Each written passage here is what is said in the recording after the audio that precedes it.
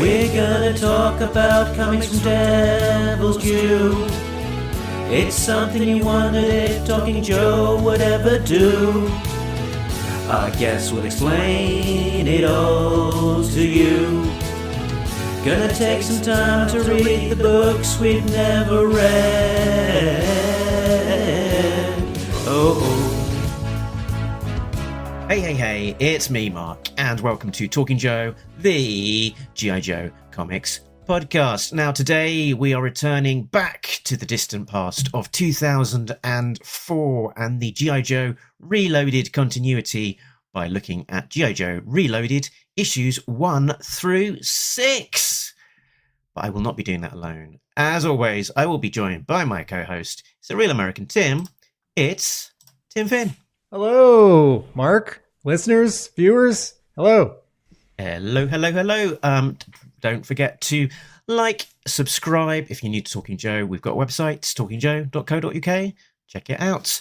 Now, Tim, we're checking out G.I. Joe Reloaded issues 1 through 6, partly because there's so many comics being released that I wanted to get through this continuity in this era without spreading out over another year. And given how many comics Skybound are releasing, I thought I'd take this opportunity to make a good dent into this part of G.I. Joe comics history. And the reason we picked 1 through 6 was that is how it was collected by Devil's Due back in the day, with the first and only reloaded trade paperback, which collected those issues 1 through 6. So Reloaded went for, is it 16 issues? 14 issues total, so with 2 previews: Cobra Reloaded, then G.I. Joe Reloaded, then preludes, not previews. Oh, did I say preludes? Yeah, absolutely. So there's a graphic novel that collects G.I. Joe Reborn and Cobra Reborn. I guess it's Cobra Reborn was first. Cobra Reborn and G.I. Joe Reborn. And then there's a graphic novel that collects Reloaded 1 through 6.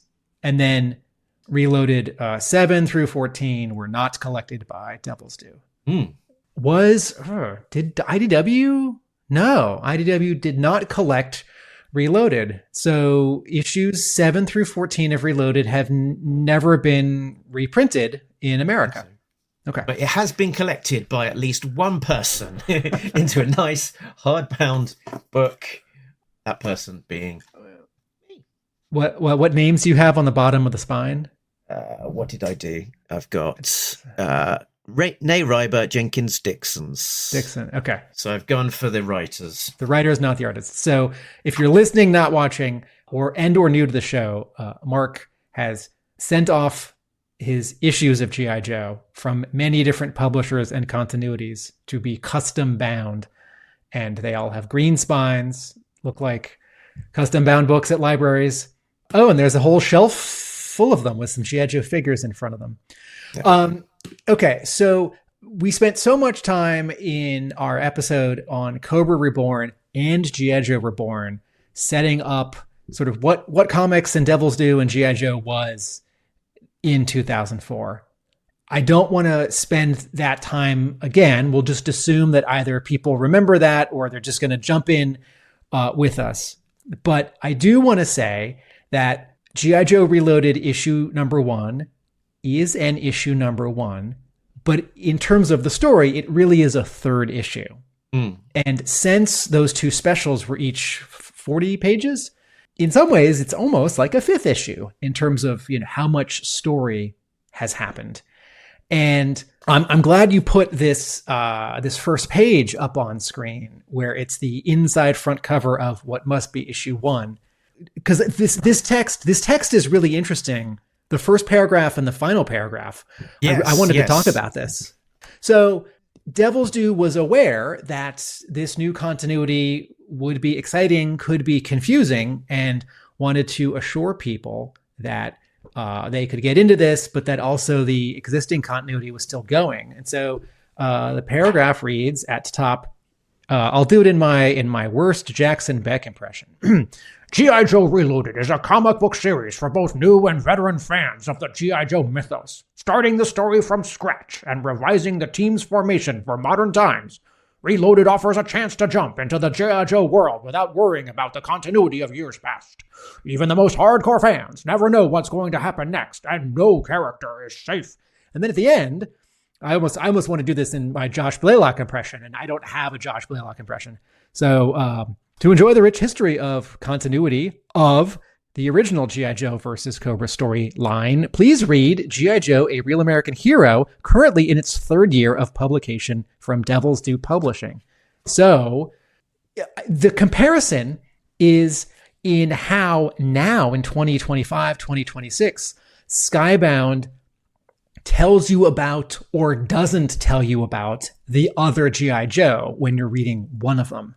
So at the end of the Energon Universe G.I. Joe issues, there is no advertising for the A Real American Hero book. And I think usually at the end of the, there've been a couple issues where maybe there was like when it came back, when they both came back, each of them had an ad for the other. But now that they're established, they don't have ads for each other. And there isn't like a paragraph blurb on the inside front cover where the credits are saying, oh, by the way, there's that other G.I. Joe in case you're worried. Yeah, it's interesting. I did sort of hone in on those two blocks of text myself, sort of like they've really put out a mission statement saying what this book is for. And then they've also pointed out, you know, that other continuity that you know or might be aware of is also out there and being published. And maybe if this isn't for you, then check out the other one, kind of thing. But also in the middle block of text, there's a recently, and given this is an issue number 1, there's a big block of text to bring you up to speed with what you already need to know for this accessible continuity that they're creating with a brand new number 1. This reminds me, jumping back to a Skybound comparison again. Recently, we interviewed Alex Antone, editor of G.I. Joe, A Real American Hero, and he made the point that a year ago, during the month that Silent Missions, those 5 specials were released weekly, that was a skip month for the regular Larry Hama, A Real American Hero issue. And that made sense to you and I at the time, because, you know, G.I. Joe fans are getting plenty. This year in 2026, they won't be doing that. The Silent Missions month will have both 5 specials and also a new Larry Hama issue. And he said that store owners were confused or maybe didn't order the next issue of A Real American Hero in sort of established quantities, having had a skip month. Like maybe they lost some momentum. The series lost some momentum. And I think about what the risk is if you publish an issue 1 that also has a special and a special that come before it that don't have the same title. And it turns out, I think history bears out, it was not a good idea. I think there are other issues. I think there's other proof here. Factors. Yes, thank you. There are other factors here that show that it didn't work in terms of story and character and, you know, how quickly the creative teams changed and then that the series did not stick around. And that, you know, when you and I talk about G.I. Joe with people, Reloaded doesn't really get mentioned. And I feel like its sort of quiet influence is what you and I said in a previous episode, sort of the power of those 2 Tim Bradstreet covers, and then the sort of visual for Storm Shadow, which definitely looks ahead to influences the first live action film, and maybe Cobra Commander's look. And that's about it. But, you know, I don't bump into people who say like, oh, Reloaded is my favorite G.I. Joe continuity, or, like, oh, if only they could do 3 more issues and get the team back together and finish the Reloaded story. People don't say that, is what I mean. They don't say that, no, but also I was thinking ahead to the end, how it ends, that it's not necessarily calling out for it to be finished in inverted. Oh, you mean issue 14, which I have never read. Yeah. Okay, so that can be something that maybe we can return to when we talk about yes. 14. I just want to do a quick reminder, one more bit of context. When these came out, I did buy the Cobra special. You know, I had read the first 9 or 10 issues of the Devil's Due series. I had bailed. I had come back for issue 21. Frontline was running by now. I read those first 4 issues by Larry Hama. They're okay. And Hama even says that. Hama's like, that's the worst thing I've ever written. And when these two specials came out, I got them. And I don't remember how far into Reloaded I lasted. I think it was 2 issues. It might have been 3. And so I'm sort of having some deja vu with the beginning of me co-hosting Talking Joe, because we started with a reread of 2001 Devil's Due. And I was rereading those issues that I'd read. And then very quickly we were into issues that I had never read. And I was sort of grappling with, well, I didn't like them at the time. Do I see them differently now? And it turns out I didn't love Reloaded at the time. And here's our teaser for the episode, folks. How do I feel now? Very good. Cool. So G.I. Joe Reloaded issues 1 through 6 was published by Devil's Due in the year 2004. It was brought to us by the creative team of Story, John Ney Reiber, Pencils, Eddie Barrows, Javier Saltares, Ron Lim, and Jason Millett. Inks, Andrew Pepoy. Colors, Transparency Digital. Letters, Dreamer Design. Graphic design, Mike Norton. Military consultation, Tillman Goines. And editor, we think, mostly Mark Powers. Let's have a look at the covers in the gallery.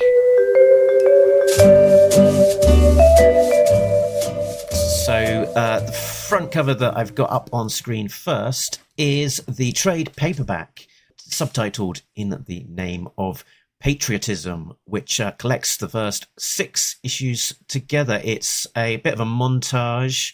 Looks like it's got the Constitution framing Cobra Commander's mug with some panels from the book behind him. And the main image is a recycling of an image of Cobra Commander created by Adi Granov, which was featured on the front cover to issue number 1. Okay, so what do you do to get attention? You get a really talented, splashy, and or hot artist. The 2 Reborn specials, Bradstreet, check. Issue 1, Adi Granov, who had wowed people on the relaunch of Iron Man that Warren Ellis wrote, which gave us... Extremis. Thank you. Extremis, thank you. And it may have actually been after this, because it looks like that was published 2005. Really? January 2005 it came out. Okay. Huh. Wow. Well, I haven't done my prep because I don't know I can't remember what Granov was known for before, because he did that Iron Man arc and then was hired to do concept art for the first Iron Man film, which was released in 2008. And then he did 2 issues of the will never be finished miniseries, Iron Man Viva Las Vegas.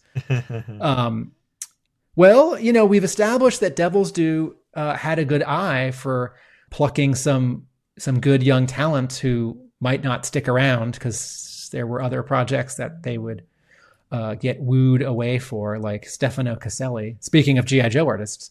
Okay, so Granov draws digitally, I guess it's pencils, right? And then digitally colors. That's right, yep. Okay, thank you. This cover to issue 1. And also, I'll hold it up, the cover to issue 2 and the cover to issue 3. And I'm going to jump ahead for a second. What 2 and 3 have in common is Washington, D.C. So the cover to 3, Roadblock is in front of the Lincoln Memorial. He's up on the actual platform that you can go up the stairs to get to. And the cover to 2 has Scarlet and Snake Eyes grappling in, I don't know, some smoke, some mist, the reflecting pool. It sort of looks like it's raining because there's some vertical white lines up at the top of the neoclassical architecture. But I love Granov's stuff. But these 3 covers to me demonstrate that his strength is in figural work and leather and metallic textures. His strength is not in backgrounds and not always the strongest compositions. I sort of know where Snake Eyes and Scarlet are here, but I don't actually know. And this looks sort of not photo reference. This looks like, those buildings in DC. But Snake Eyes looks great. and Scarlet looks great. And it was really exciting at the time to see these characters look sort of like they were on a movie poster. In the same way that, 10, 15 years earlier, Alex Ross's paintings of Marvel characters in Marvels felt like stills from a movie that didn't exist. And we'd sort of never seen Marvel characters look so much like real people, and also like wearing real costumes, and also sort of the lighting that felt like reality because it was paint, and Ross's sense of color and light. This is definitely sort of a dark universe where everything's like lit by moonlight. It's like, Scarlet and Snake Eyes are fighting at night. Roadblock is in front of the memorial at night, right? Back on issue 1, there's no time of day, but that's, they're in a room or they're outside at night. But it still felt really new and different for G.I. Joe. And you have a little bit of this sort of real world stuff where there's more straps and gear, and Cobra Commander's costume looks a little bit less like, a toy action figure, and more like maybe what a person would actually wear if they were trying this. And I'll note that I think throughout the 6 issues, Baroness never has a Cobra insignia on her chest, and sort of as an overall, we're not talking about the covers for the rest of this sentence.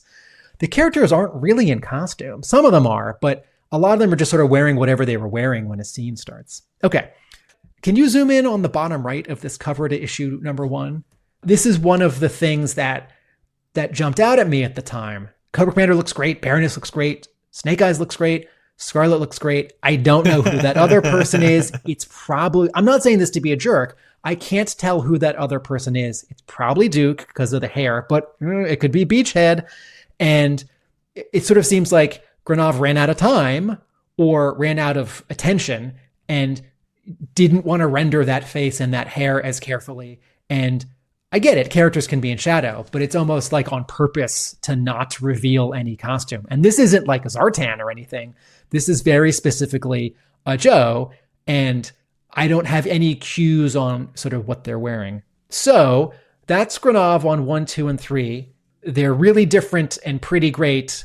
And then we get to the cover to issue 4, and I have 3 things to say about this. 1, it looks like a cover for the regular Devil's Due series. It no longer feels different, like a different universe, a different reality, a different artistic take, the way that these other 2 artists in this continuity so far do. This one feels regular. Good drawing, but regular. It's drawn by Tom Derenick. I should say it's penciled by Tom Derenick and then colored by Jeremy Roberts. And at the time, I don't think I had much of an impression of Tom Derenick, but over the next few years, he became a real utility player at DC, where he would draw some specific story arcs and fill-in issues. And then for a couple years, he was like one of their go-to guys whenever any project was running behind. And there are lots of issues of like JSA and various like post-Infinite Crisis tie-ins where, someone draws the issue and then Tom Derenick does like 4 pages at the end. And his stuff never wowed me, but it always seemed like he was given a raw deal, because it's like, you have 2 days. I'm making this up. You have 2 days, draw 6 pages. It's like, well, even the best artist is not going to do great work. So here we have Firefly, who it's most clear on this cover. His costume is actually 2 colors. It's green and gray. It's not the all gray of the 1980s action figure. And that's a fun change. It is a little confusing because there's already someone in G.I. Joe continuity, this G.I. Joe continuity, a good guy who covers his face with that exact kind of mask, ski mask, and who wears that same kind of sweater with the vertical piping or ribbing that's green. It's Beachhead. And okay, and then lastly, on this cover, I think, oh, Firefly's a black guy. And way back in the Cobra special, I don't know if I mentioned this in the episode when you and I reviewed it, but when he shows up in that special and he meets Cobra Commander in like the parking garage, the coloring on him is a little unclear, and you have just a little bit of his skin around his eyes because he's always wearing gloves and clothes. But I feel like they actually hadn't made up their mind, or they'd made up their mind and they didn't always tell the colorists. And I got an example in one of these issues. I don't necessarily know that his skin color is particularly clear here, just because of like the intensity of the lighting and the treatment, etc. That could be interesting lighting rather than necessarily a different skin tone. And I think this cover's got a couple of legacies to it, because Firefly as a figure from Mezco is definitely kind of leaning into that look, particularly the sort of slight insanity in the eye, or intensity in the eyes, and the scowling eye in that cover. And then in the classified Cobra Island figure for Firefly, you're getting that same sort of intense scowl from. It's less obvious maybe in this picture, but there's a definite sort of eyebrow cocking there. And in both of these figures as well, the other obvious connection is that they both have that sort of infrared goggles on the top of his head as well. Right. So I think this look definitely had created a little bit of inspiration for how Firefly is sort of seen down the line. And in G.I. Joe Retaliation, you and I've seen a very nice photo of that costume, because wasn't that for sale in the auction? It's like snakeskin textured. It's greenish, but also grayish. There's just a lot of stuff going on, and that feels actually like it looks back to this Reloaded costume. As a comparison, folks, if you're thinking, well, Firefly's always been kind of crazy. No, in the 1980s toy package art painted by Hector Garrido, he seems like a smooth operator as he's like sneaking away. I didn't actually describe the cover. I just said who was in it. It is Firefly leaning forward, eyes bugging out at you, holding a lit match with a big fire behind him. No background, no objects, just a big fire. And we see him from like waist up, and he's a big guy. He's got muscles. So that's the cover to 4. And then we get to the cover to 5. And this is, to me now, really symbolic of where this series is starting to have problems. I like this drawing. This doesn't feel like a cover. This feels like an interior page. This feels like maybe a splash page, or maybe just a good panel. It's a good drawing. It's penciled by Javier Salters. Good poses. It's interesting. I don't like the colors at all. They're crazy and too much. But like, it's probably Duke in the front. I can't tell what costume he's wearing. That's Doc. She's wearing like a dress, and then has a flower in her hair. And then Roadblock has a lei, like flowers around his neck, like you'd get when you step off a plane in Hawaii. And I note that this issue takes place in Hawaii, but there's nothing about this cover, these 3 Joes who are firing weapons.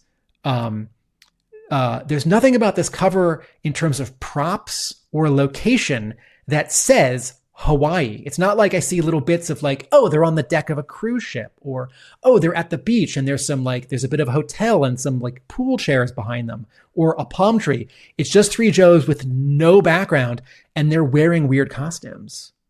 Yeah, I thought the girl was actually meant to be Scarlet. Oh. Because I think Doc would only use her strange weaponry, but yeah, it doesn't necessarily look much like Scarlet or much like Doc, to be honest. But you're saying that Doc doesn't really use weapons in this story, right? And here Doc is whoever this woman seems to be holding 2 Uzis. Yeah, I think it's meant to be Scarlet, but it just doesn't look like her. Yeah. Okay. Interesting. Okay. Well, the colors on that skin and that hair to me definitely say Doc and not Scarlet. And then the cover to 6, I definitely did not read this issue when it came out. It's all in blue tones. Stalker is in the front as if he's tied up in a chair, sweating, eye closed, from like a black eye, swollen, lip bloodied, wearing a tank top. So it feels like an interrogation scene, although I don't see a chair.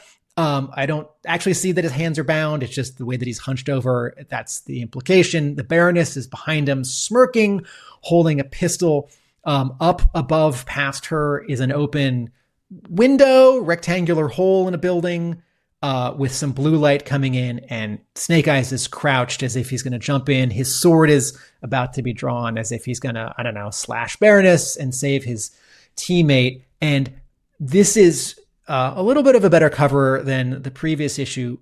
But again, and I like Javier Salters, and I always liked his, he did covers for Ghost Rider when he was drawing the first year of Ghost Rider back in 1990, 1991 at Marvel. But this scene doesn't happen in the issue, and the composition feels a little strange because that light behind the Baroness is so prominent. It does a nice job of framing her so her black hair isn't against a black wall. But the cover seems to be about like four things, like Stalker and Baroness and Snake Eyes and that blue light behind Baroness.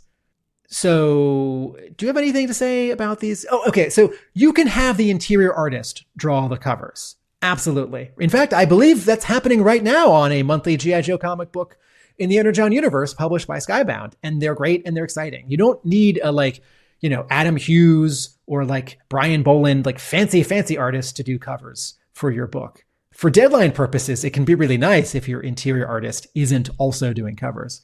But your cover artist has to have a lot of oomph in poses and in design, and the covers can't draw attention to the fact that they're not as exciting as other covers. And the minute you have a really exciting artist doing what seems to be the full cover run for a book, and then after 2 issues or 3 issues they're not, it feels like a big downgrade. It feels like, oh, what's wrong with the book? What's happening? Mark, do you have any reactions or anything you want to say about these covers? I was just going to add that there were some variants, mostly just second prints, which were primarily just using interior panels from the book and having those as the cover. So generally not necessarily such exciting covers because they were just pulling it as basically interior art. Should we move on to a plot breakdown? Yeah. So we're covering 6 issues here, so quite a lot to cover, and I will gloss over a few details. Plot breakdown. Cobra, led by Major Blood, has stolen the Black Dragon 6 warplane from the top-secret Mount Silver base. The Joes capture him before the mysterious Snake Eyes rescues them from a missile attack. Blood escapes somehow, while Snake Eyes sort of joins the team. Cobra Commander makes a television address and threatens to take the heart of the nation. Cobra then steals the Constitution for some reason, placing it in the body armor of one of the Cobras.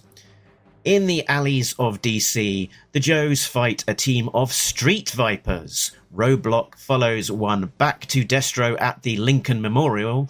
Roadblock wipes out all of the Cobras, rescues the Constitution, and lets Destro go for some reason.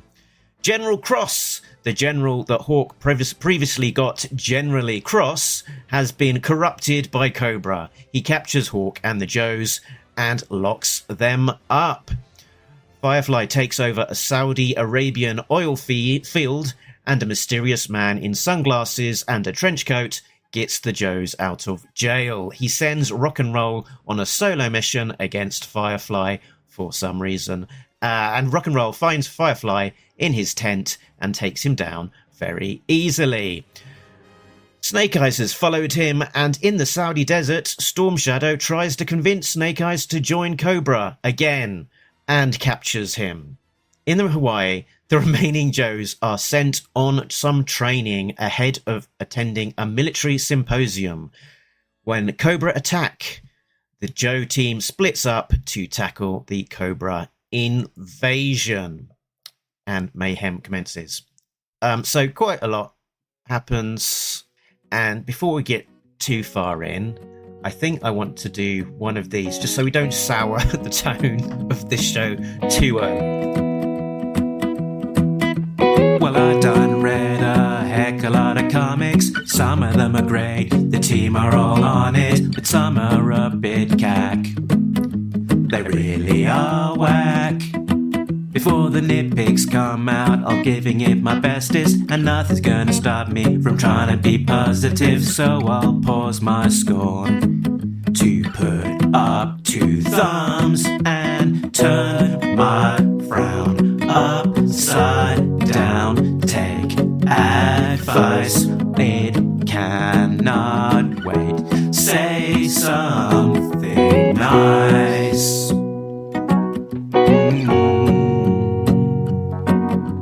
I'll say something nice. Okay, I'll say something nice. When Javier Salters seems to have enough time to draw pages, his art is great. The opening pages of issue 2, which he pencils entirely himself. He's not sharing pencil duties with anyone. Where President Bush is in the Situation Room or whatever this table is in the White House, and then the Joes are having a discussion at their base in Montgomery County. Hey, I was born in Montgomery County. Actually, that's not true. I was born in D.C., but hey, I grew up in Montgomery County. When you can see when Salters is sort of putting all the lines in for people's, cheekbones and their hair. And then Andrew Pepoy is like giving it a really sort of strong ink finish, separate from colors, separate from other pages where Salters doesn't seem to have enough, as much time. It's a really sharp looking book, and Salters' storytelling in these pages where he's doing his best work is great. Okay, a very good say something nice. I think my say something nice is I think that particularly for these early issues, the covers really gave it a sheen of it being a premium product, and making it feel like it was something special. So I think with the covers and the sort of the launch pad of Cobra Reborn, I think there was a lot of goodwill sort of going, being brought into these issues sort of as a reader, wanting them to succeed. And I sort of appreciated the endeavor of trying to do something brand new with G.I. Joe, because I guess probably at this stage, this is the first time that we've had a significant foray in G.I. Joe in American comics outside of that main kind of Harmer continuity, because after all, you had 155 issues of A Real American Hero, and then Devil's Due relaunching with a continuation of that same continuity. So this was an opportunity to at least try and do something different to the main title and what we were used to seeing. So I appreciated the effort to try and do something different, and was definitely willing to give that a fair shake, particularly given it was running in parallel to, rather than replacing the other G.I. Joe continuity at the time. I just want to say one last thing. I've been trying to put my finger on what Javier Salters' and Andrew Pepoy's art. Can you go back to that previous image? Okay. It's page 2 from issue 2, where the president is standing at a table, and then there's a panel of just him, and then he's talking with people. Penciling and the inking and the very aggressive coloring remind me of how Brent Anderson's artwork looks in Astro City, where he's inked by, is it Nyberg, and then colored by I don't know who, but like a studio that overcolors. Okay, so and then one last, I always do this stuff for context. One last bit of context: the page after the final page in each of these issues is the Devil's Due news page, and at the bottom it tells you what's coming out that month and the next month, or I can't tell, the next 2 months. And each of these months that Reloaded is running, there are 3 G.I. Joe comic books. Master and Apprentice is ending. There's the main Devil's Due G.I. Joe book. There's Reloaded. Is there a Transformers crossover some of these months? And then there's like a graphic novel collection for Frontline, or like by the time, issue 6 of Reloaded is out, I think the first graphic novel collection with Reborn. So there is a lot of G.I. Joe stuff happening. Okay. Now my broad take on this, my broad reaction is that it reminds me of what happened in 1986 at Marvel Comics with the New Universe. Now, I wasn't there and I wasn't reading comics in 86, but I've read, history books on Marvel and comics. And Marvel was gearing up for his 25th anniversary, right? If you're counting from the beginning of like Fantastic Four #1. I don't mean from like, Marvel Comics #1 in 1940. And Jim Shooter, vice president of the company and editor-in-chief, had this idea to start an entirely new imprint. And I don't think anyone was using that word. It was a new universe. It was a separate universe. It wasn't going to be in the regular Marvel continuity. It was going to be all new characters. And there was this interesting hook where it would progress in real time, which is completely separate from this analogy. And Marvel was going to spend a lot of money getting exciting writers and artists to do a whole rollout of these monthly books. And higher up than Jim Shooter, Marvel's parent company, Cadence, wanted to sell Marvel and wanted to make it look more attractive. And so budgets were cut. And so suddenly Shooter had almost no money to pay people to write and draw all these exciting new comics that were being developed. And so a bunch of staff editors were going to now write them. And then a bunch of like new talent were going to write and draw them. And so the New Universe, it had been promoted for months and months and months with teasers. And then, the New Universe is here, and it's all these new #1s over the course of a few months. And at the very beginning, it's kneecapped because the talent doing it is just not that exciting. And all the books are like good or okay. And it faltered and it lasted like 2 years, depending on how you count. Like some of the books were canceled early. There's sort of a second wave. Shooter leaves the company, is let go. Okay, so that's not what happened here. But something is definitely happening because Devil's Due is really excited about this new G.I. Joe continuity, which you can get in from the ground floor with this special. And they're starting with the bad guys, right? And then this other special. And even within those two specials, there's several artists. And then in issue #1 of Reloaded, right? Not off to a good start. There are 2 pencilers, right? And then issue 2, the guy who launches the book isn't around, right? Eddie Barrows is gone. And then issue 3, there are 3 pencilers. Although I think what's happening is, I think in issue 3, Salters is doing layouts and Lim is doing pencils. No, I guess in 3, Salters does the beginning. Anyway, and then this artist whose name I'm not familiar with, Jason Millett, I think he might be assisting. I think he might be doing backgrounds because all the Ron Lim pages, they just look like Ron Lim faces and bodies. Yeah, I think I've seen a credit elsewhere that says he's doing backgrounds or something. Okay. And I don't know if this is an issue with budget, if this is an issue with, I'd have to put on my thinking cap. It's like, well, what's happening to the comics industry in 2004? Devil's Due, they're now 3 years into their regular G.I. Joe book, and they've had to refresh it with a new writer, and they've launched some miniseries. So the whole Reloaded continuity, it feels like either Hasbro changed its mind, or Devil's Due suddenly had a problem, or a bunch of the talent, like someone got sick, or someone had a death in the family, or multiple people had these kinds of scheduling issues, editorial, writer, artist, I don't know. And suddenly, like, to keep the book on schedule, they've got to throw a bunch of people at it. And at the same time, and Mark, you can help me sort of figure this out, how to phrase it as we get through the rest of this episode. I feel like from the very beginning, John Ney Reiber is not working with the concept in a way that makes for a satisfying story. And it might be like editorial interference. It might be too much freedom, and the editors weren't saying like, oh, this isn't working. Try this other thing. Like, you should rewrite this scene or rewrite the script. But from the very beginning, it's not just that the art is choppy, it's that the story is sort of not working immediately. Mark?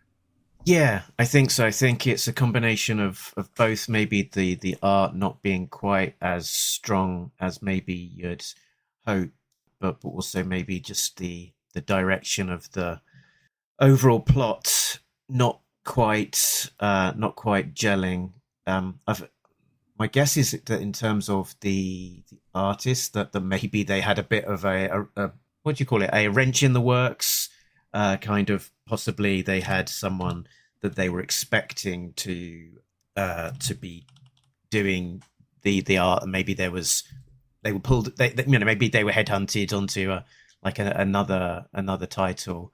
I have a feeling that they maybe talked about sort of Joe Bennett as being potentially the one of the main artists who did some of the work on the Joe book. But yeah, certainly I think in one interview with Blaylock, they were talking about the Reborn issues, and they were saying that they'll spin off into a Reloaded ongoing, and they was talking about who would be doing the Reborn issues, and I think they might have said the ongoing artist will be announced. And I suspect that might have been playing that, like, we'll have some really cool, but we can't tell you yet, and it might have been, or the person that we were hoping was going to do it isn't going to do it anymore, so we're not actually sure who's going to do it now. Something along those lines. But I think my top down thought is that kind of slightly misses the mark, that maybe the kind of the exciting, modern, radically different reinvention, really sort of grounded aspects didn't quite work, and maybe the writer just wasn't quite as strong as he needed to be, and the art wasn't as exciting as it needed to be. And in terms of the G.I. Joe-ness of it, for me, I was sort of noticing two things, like, the characters sort of generally, not necessarily always on model. They're sort of looking a bit different from page to page at times, and at times looking very generic, like they're in Hawaii training. They're just all in, cargo pants and a white t-shirt, looking incredibly generic. And when they're on their missions, again, often not looking as cool as their G.I. Joe kind of togs could be. And similarly with Cobra, it's all very pared back, and it's different but less exciting. And then I think they're just trying to be modern and radical and leaning into that Matrix bit, and it's sort of exemplified for me by the number of characters wearing sunglasses, but very specific sunglasses, like this very narrow, I guess they're Oakleys, narrow, pointy Matrix Oakley type. And let's not forget, when does, maybe by the time I finish the sentence, you can tell me. The Matrix is released in 97, 98, probably 98. And the sequels come a couple years later. But I remember when this comic book came out, it felt like, oh, they're taking that word from the Matrix sequel and using it as their own. And it's not desperate, but like, no, G.I. Joe's cool enough. It should be able to come up with its own word. G.I. Joe Deluxe or Super G.I. Joe or something. Matrix Reloaded is 2003, and yeah, I think it's a heavy word which they've taken to heart with particularly the design of Storm Shadow and his sunglasses. And so you make a point about both how characters look in terms of drawing continuity, but also costumes. And it's funny that sometimes I take for granted how Larry Hama's G.I. Joe characters are and how they act. And I know they're really different from each other in his mind.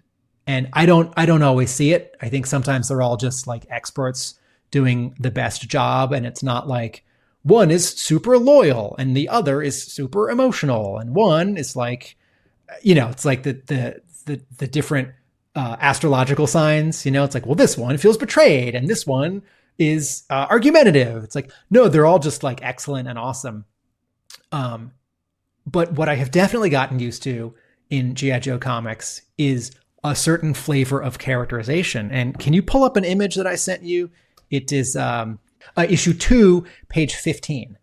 So the Joes are in 2 cars and they're driving. And by the way, I found it a little confusing that they're 2 different cars. Like, I get it. It's different people driving the cars in the passenger seat or in the back, but I needed more like visual cues to very clearly differentiate that it was one set of Joes in one vehicle and the other set of Joes in another vehicle. And this kind of thing happens a couple times in these 6 issues. Yeah, I'll find the page, because it was something that I noticed as well. I think you get just a teeny tiny kind of prompt that there are two vehicles.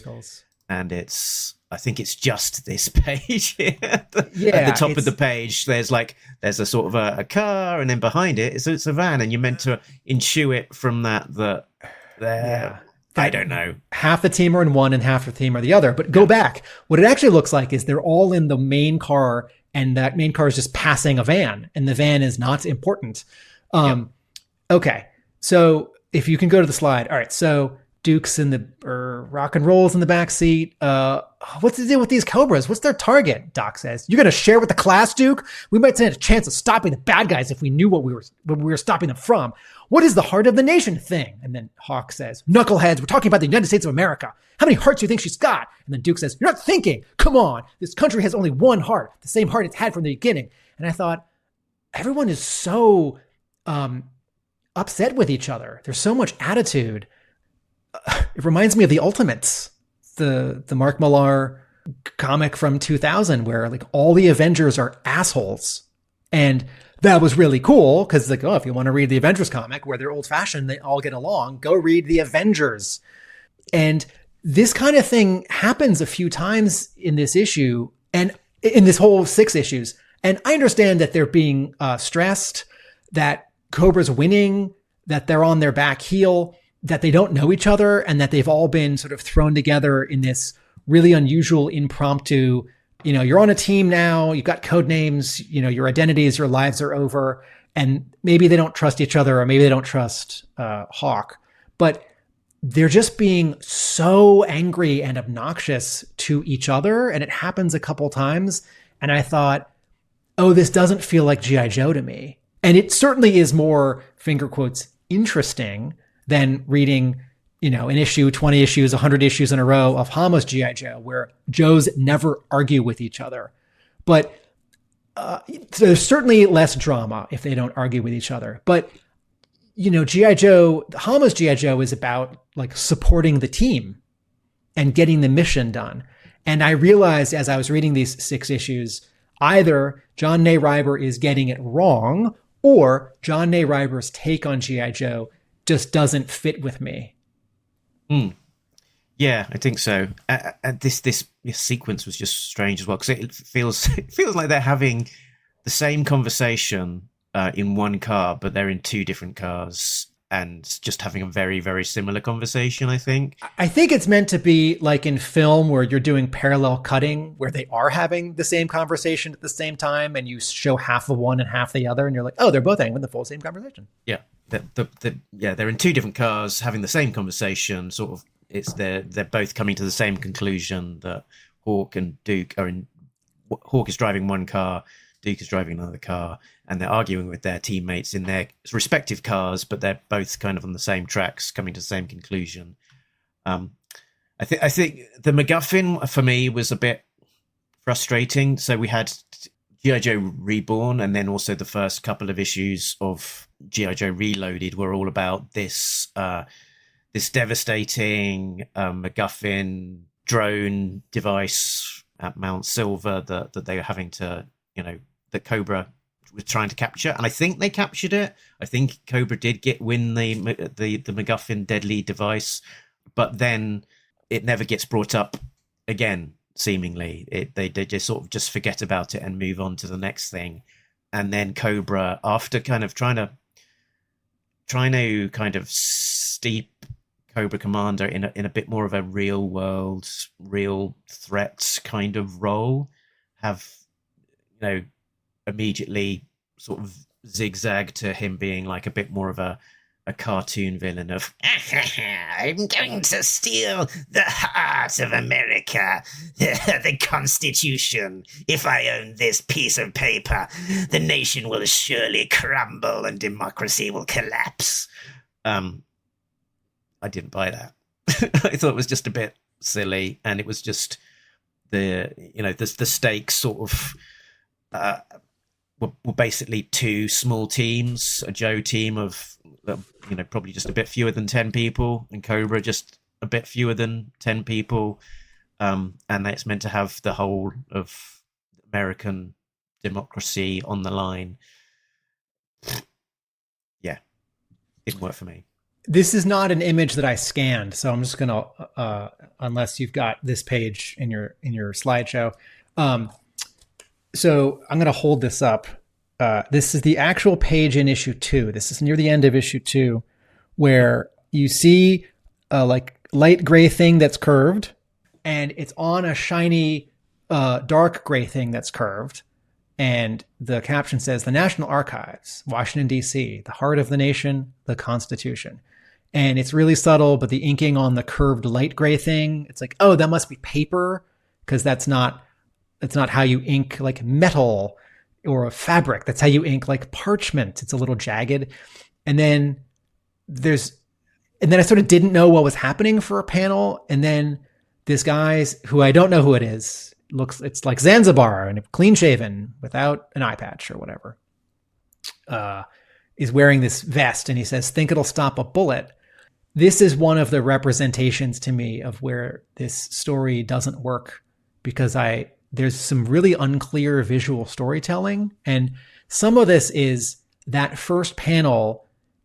Oh, it's like a chest piece body armor that the Constitution like fits into. It's like you can open it up, put the Constitution in it, close it, and walk out with it. And you're wearing it, and it's bulletproof, I guess. Okay, that's fun. Couple things. One, that first panel, I can't tell what the armor is. It just looks like a weird curved thing. Two, that second panel, when there's 3 cobras, bad guys with sunglasses inside, and they've got like hats and hoods, and they're just sort of like looking sort of at the like fingers, which are holding the metal thing, which is the chest armor thing. That's like a wasted panel. I understand now what's happening. These 3 bad guys are seeing the leader put the chest piece up to his body or like close it, but Salters isn't quite up to the task here. And then when in the final panel 4, this guy with the ponytail, and he's got a Cobra logo on his shoulder, and he's wearing the metal bulletproof vest. Who may or may not be named, because the names they choose are Right. so forgettable and sort of throwaway. Yeah. And it's not Yes, it's not this is my repeated point. with context. Yeah. Yeah, so throughout all these scenes where the Cobras are like running around Washington, D.C. and like stopping the Joes and getting shot by the Joes, they've got like nicknames for each other, and it's not like Tallmax, Zaymot, Scrap Iron. It's like Snake Face and like Chrome Dome or something. It's like, well, is that Destro? Like, oh, it's like, or King Snake. Is that Cobra Commander, or is that like the leader of this little squad? And some of them just look like Major Blood because they've got, like berets or like mustaches. So I see this guy and I don't know if I'm supposed to be sort of wowed. It's like, well, he just got a third of a page and like a bright orange background with effect lines. And if it's a new character, someone should name him, or he should immediately do something awesome. If it's the first appearance of an established character, like, oh, in this continuity, Scrap Iron has a ponytail. Like, I need to know that from more costume cues. And again, someone should name him. And this kind of thing keeps happening. And so when Cobra Commander sends Storm Shadow to like fight Snake Eyes, when Major Blood does show up again in, I forget, issue 5 in Hawaii, it's like, okay. And then the fact that like the final pages of issue 3, Roadblock has 1, 2, 3, 4, 5, 6. The final 6 pages, a full quarter of issue 3 is this like solo roadblock scene where he's on his own and then he confronts Destro. And some of it's great. Some of the exchange between him and Destro is great. And between Destro and the like bad guys with Destro who are on the steps of the Lincoln Memorial. But also it's like, oh, I think John Ney Reiber decided, or an editor suggested, it's like, okay, zoom in on one character because we have all these group scenes. And then it happens again in the following issue when Rock and Roll goes on this solo mission around to the other side of the world. And I'm like, no, it's a team book. Like, so in yet another way, the approach doesn't find the mark of what G.I. Joe is.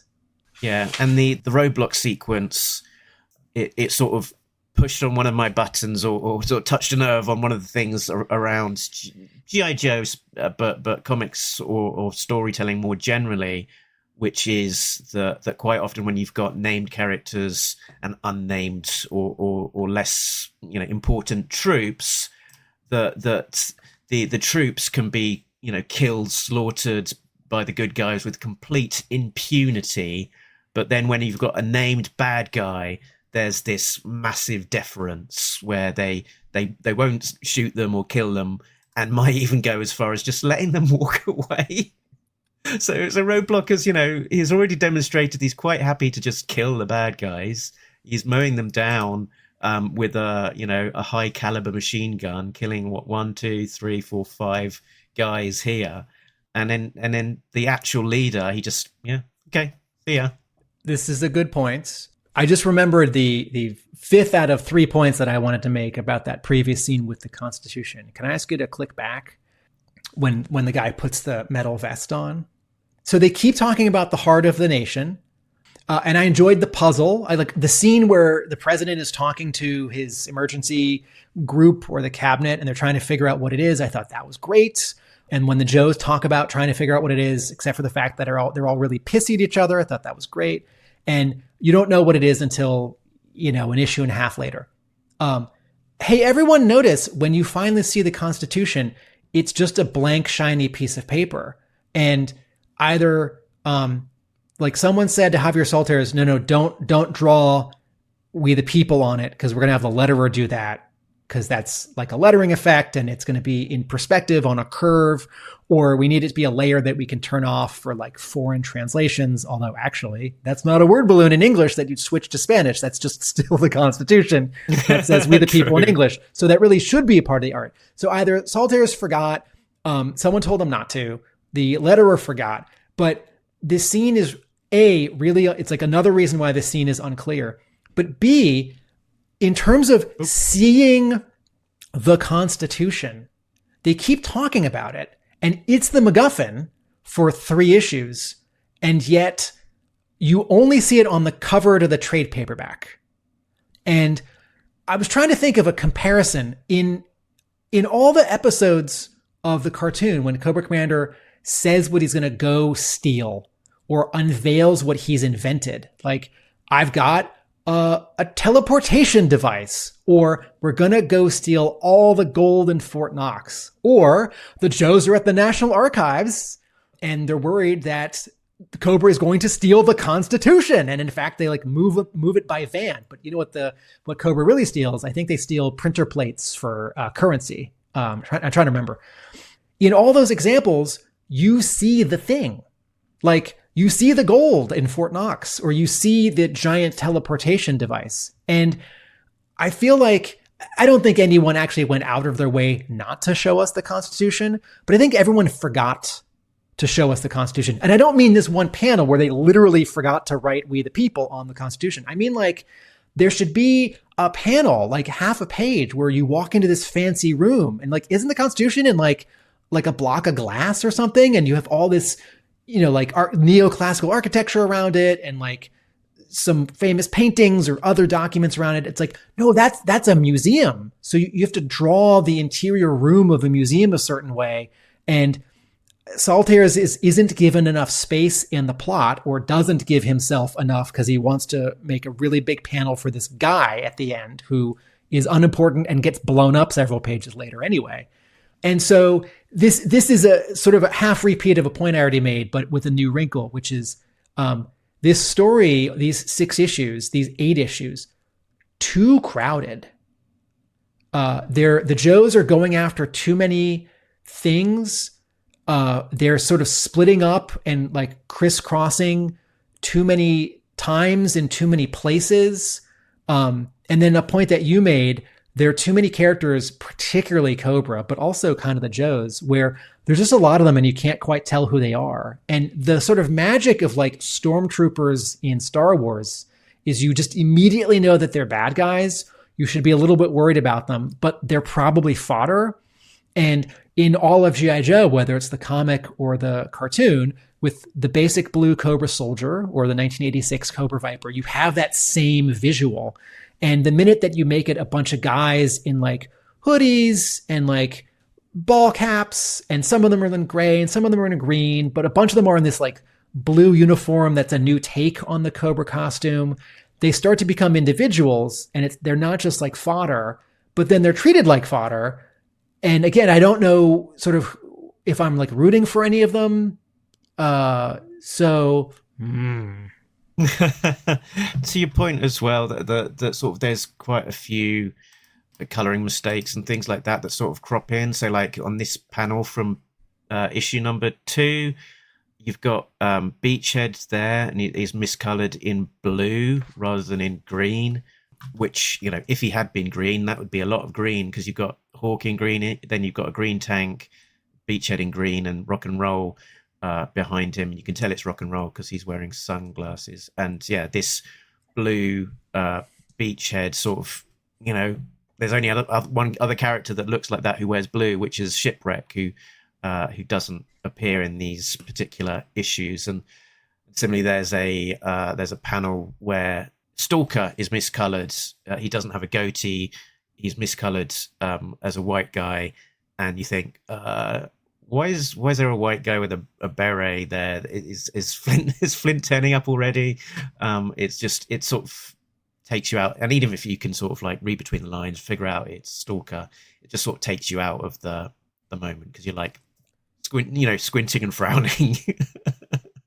So on the cover of issue 4, there's already this change, and you know, folks, don't forget that in the IDW continuity, Firefly is black. It's really subtle in Hearts and Minds, but he is.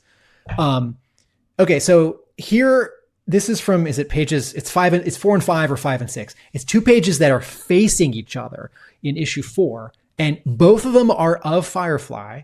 And here's a tiny thing that I'm going to just let go. And one of them, the vertical piping on his hood, is singular, and on the next, it's double. But what's really throwing me off here is that in one of them, he's definitely a white guy, and the other one, he's definitely a black guy. And both of them have blue eyes, and one of them's got eyes cut out, and one of them is a full. Oh, right. Jeez. Yeah, I'm so distracted by 1.5 mistakes that I forgot the whole other mistake. And now I want to point out 1 or 2 storytelling bits. So can you pull up the slide Reloaded 3, page 6, detail? Okay. So I wanted to make sure I wasn't crazy. I bumped into my wife yesterday at a cafe.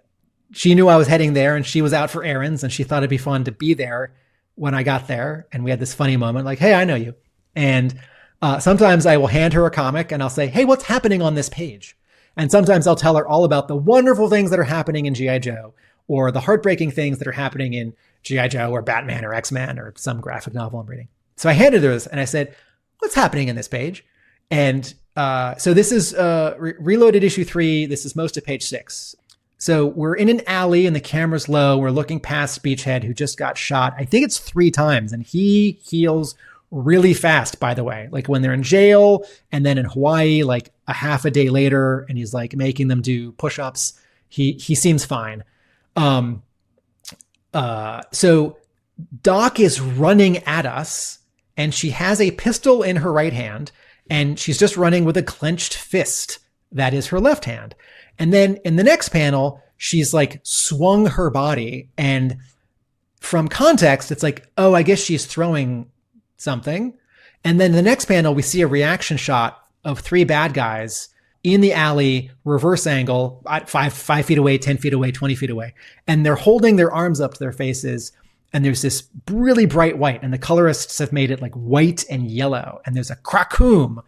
And I said to my wife, what's happening? And she said, oh, well, Doc throws her pistol. And I guess it like blows up and it's really bright. And it's like, okay, so there are 2 problems here, actually. One, there's a continuity error where she's holding her pistol in her right hand and nothing in her left hand. And she swings with her right hand. And the like flashbang grenade that we never see, and Javier Salters does not establish it. And then I thought, maybe it's in her left hand in the first panel, but they like colored it wrong. Maybe it's not a fist. Maybe it's like her fingers wrapped around something, the way that you hold an apple. I don't know. But I'm sorry, this sucks. And I know I'm cranky and it's like, oh, look at me. We're being teleported back 150 episodes to when we were doing a lot of Devil's Due. And I was like, this isn't clear. I don't like this coloring. Okay. And I wanted to point this out and I didn't have time to scan the bottom half of the page. And Mark, you had it at the ready. Can you go to the bottom half of that page? The one that I just showed. Okay. So I don't know if it's the same 3 guys who we just saw like get illuminated by, I guess, the flashbang grenade, but one of them is wearing a hoodie and he's leaning like against a brick wall and he's got an Uzi and his hoodie is blue. And then the next panel, his hoodie is like kind of like holographic, kind of glowing, and it's now got like an orangey brick pattern on it. And I thought, oh, I guess that's Sartan because he can blend in with his surroundings or something. But also there's this weird thing happening where Salters and Pep-Boy have done a copy and paste on the panel. So it's not even like it's a moment later and he's like putting his arm down or he's like turning his head and saying to the other guy, like, we got to get out of here. Or let me turn on my hologram or I'm definitely Zartan. I don't know. But like, I find it distracting when artists do a copy and paste. And it's like, no, like draw like one thing a little bit different, like white out his hand and have his like, have his like finger off of the trigger or something. Otherwise it seems like not even like a moment later, but sort of the same moment. So anyway, Mark, who is this and what's happening? It might be a named character. I'm not entirely sure. I think they call this group the Street Vipers, but then they also talk about being in the alleys of DC as well. So it's like the alley people in the streets. Very, very close to being an alley viper. I think they've got a technology that's allowing their hoodies to blend into the background. How do you know that? Well, have they said so? I think there's a one dialogue balloon that sort of hints at something, but doesn't spell it out later on. And I think what they're doing in this particular panel is having a bit of fun. Alley Viper, the Alley Viper character is so bizarre with their orange and blue camo that it makes no sense. And it looks like they're having fun with it, that they're having this guy blend into the orange kind of brickwork. And that camo is making him look like he's got an Alley Viper pattern. Like the 1989 action figure that's bright orange with blue camo. Yeah, I think they're putting an Easter egg in there and having a bit of fun with it. But against the context of everything else, that this is one small panel where he does this and never does it again, and they never explain it. And you don't know who those characters are against the context of this flash bomb that happened earlier on the previous panel, or on the next panel, if you turn over the page where you've got 3 almost identical baddies who aren't in costumes, with another kind of flash bomb thing, which explodes like it's a massive incendiary grenade. But I think they say that which gassed us. So you're immediately on to the next snafu in terms of storytelling and colouring. But it's interesting, but it's a one unexplained panel that doesn't necessarily make any sense. I've got another panel I'm going to ask you to pull up, and then I'll stop talking about unclear storytelling. This one is Reloaded to page 12. So this isn't like, I'm so upset. This is like, oh, this is a fascinating mistake. All right. So 1, 2, 3, 4 panels. The first one we're inside. Excuse me, 5 panels. The first one we're inside looking out a window, or we're seeing like the Liberty Bell in Philadelphia framed by some either window panes or towers, but it's outside. And in the distance, in the sky, there's this orange circle, which at first I thought was the moon. And then I thought, that's pretty bright for the moon, so it's not the moon. And then in the next panel, it's really skinny. It's a sliver of a panel. There's a plane or a drone, and I think it might be the thing you were talking about that was like stolen from the mountain in the special that like was sort of an issue 1. I sort of lost my thread on that. But you see this like plane or drone thing heading down, and then there's another caption that says the Constitution Center. But under that caption that says the Constitution Center, there's like a bright light, and I can't tell what it is, if it's like a street light or like headlights or a fire, but it's competing. It's like the same orange and intensity. Let's just ignore that one. I think that one is meant to be a street light. It's got like a vertical pole thing, but yeah, like you say, it's very, very similar lights to the one in the they're in the trying first to bring panel. attention to. Yeah. So I'm going to actually ignore the one in the second panel because I think that's like a fun, small coloring mistake. And then in the third panel, we're inside some building, I guess the Constitution Center, which has a curved window front. And we see like a giant American flag hanging. And out through the window looking up at it, we see a bright orange circle. And there's a tiny line behind it that's a curl, as if it's like coming toward us. And I thought, oh, that's a missile? That's not the moon. It's something that's coming toward us. Oh, maybe it's the drone or the like plane from the previous panel. And then the next panel, panel 4, that's the one that has all the orange and red and says, re. I actually don't know what that sound effect is. I think it's like an alarm because the building is on fire or the windows are broken. But anyway, in this next panel, it's the same angle as the previous one, except now the windows are, I think, shattered and all this like red laser beams or fire is coming through it. And the American flag is like shaking with all the impact. And then there's another slim panel, and the Baroness is now talking, and she says, the Constitution Center is ours for the moment. Quickly, let's redecorate this entire shrine. And then behind her, up in the sky, is the moon again. And it's like this weird red-orange, like glowing hot flame circle. But it's got a line behind it, as if it's like going up. And then I thought, wait, is that the moon or the flare?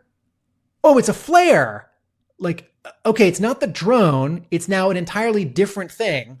And then in the next panel, the camera pulls back and we see that Baroness is talking to a bunch of people. And there's like, she's standing in a giant doorway with broken glass. So I think they've stepped into the Constitution Center, and she continues, like, place those ridiculous statues of the founding fathers somewhere more functional. And this is a fun bit, which was not entirely clear, where they like move statues so that when like the Joes, the guards come in, they like shoot them because they think they're like the bad guys.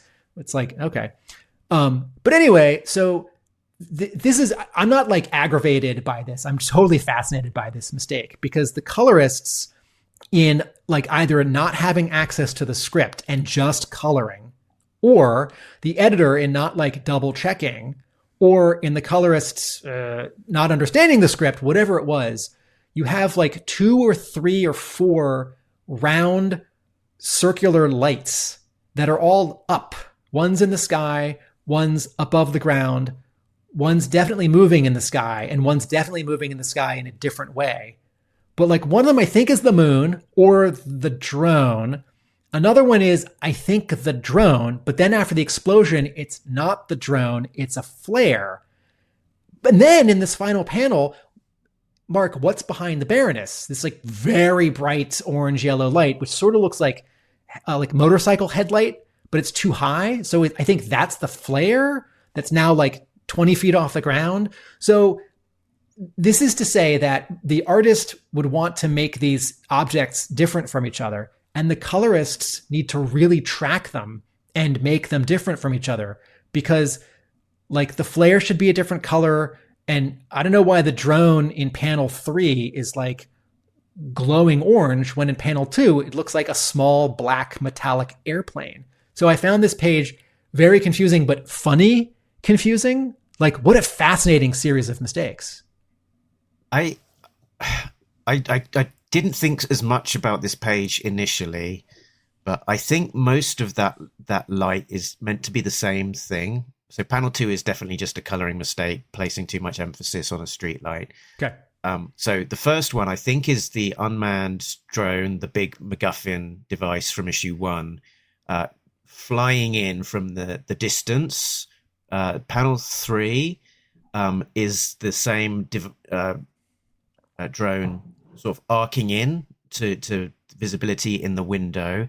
Then it opens up with like a kind of a Gatling gun type thing, and it's giving that sort of minigun kind of Wait, did it shooting. shoot? Did it shoot? Shooting Or out the did windows. did they shoot?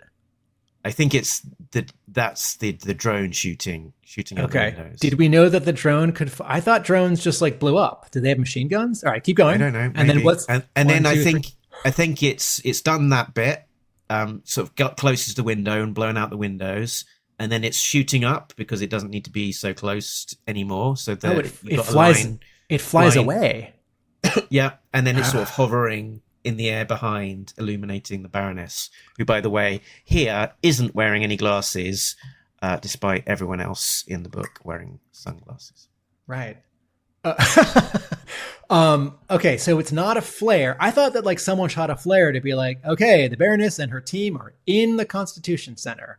But now that you explained it, I think you're right. It's not. It's a drone the whole time. It's not a drone and then also a flare. Okay. Can you pull up another slide that I sent you? This one is Reloaded 6, page 14, detail. I'm jumping to issue 6. This panel's like all by itself. So even though we're okay. So you see an inset panel, a round inset panel, like a panel on top of another panel, but it's small. And there's a hand holding some kind of box with like 3 green buttons or lights on it. And I don't know where it is, but then I realize in the larger panel, the guy who's seated, his hand has a circle around it and he's holding a thing. And that is a great device. I'm not criticizing it. That's what you do here, right? You can call that out by repeating that circle. You could even like have an arrow. Okay. And so there's someone who's standing and he's pumping his fist in the air and he says, yes, wild man's fragged out, Carr, you're up. And then the guy who's seated says, sorry, Lance, just remembered, got to check on something. And then the first guy says, wuss, how about you, Hool? Got some, where'd it go? Yeah, okay. And Mark has just added a line connecting the big inset panel with the tiny like inset detail. Okay, and that you can do that. That's not breaking the rules. That's a gutter. By all means, connect panels. Okay. The guy standing in the back with his fist up. Wuss, how about you, Hool? Got some hot smoking railgun death waiting for you right here. And then the guy who's like getting out of his seat, who's got his back to us, says, nah, I'm beat. Think I'm going to hit the sack. And I do know what's going on here. But for a second, I thought, what is going on here? And Mark, I bet you know, but can you tell that the word balloons are completely covering a video game? Now that it's zoomed in and a great amount of attention is being paid to it, yes. Okay. Now, until this point, I hadn't noticed that particularly. No. Okay. Now, if you're listening to this and you're like, oh, Tim's doing his nitpicking again, it's like, yes. What the guy's talking about, because he says, how about you, Hool? Got some hot smoking railgun death waiting for you right here. It's like, oh, is he threatening his friend? Is he going to shoot him? Like, no. They're in the rec room. The cafeteria, I think there's like a vending machine or like just like a refrigerated area with a bunch of like pre-packed trays of food. Like we recognize those seats, we recognize those tables, we recognize those like white cups. But there's a video game in like a cabinets, coin operated video game in the background. And the colorists have gone to some attempt to comp in perspective, some tiny like screen cap, I can't tell what it is, of some, I think, actual video game. Maybe it's Area 51 or something. And the fact that you can't see the video game, you can kind of make out the joystick and the 2 buttons on the screen. It's like kind of a weird like 2-player one that looks like it's sort of the same thing back to back. That's not how they make video games.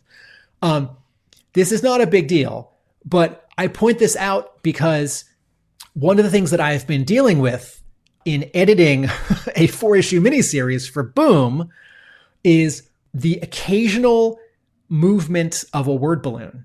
So Janice Chang, who has lettered the center holds, did a great job.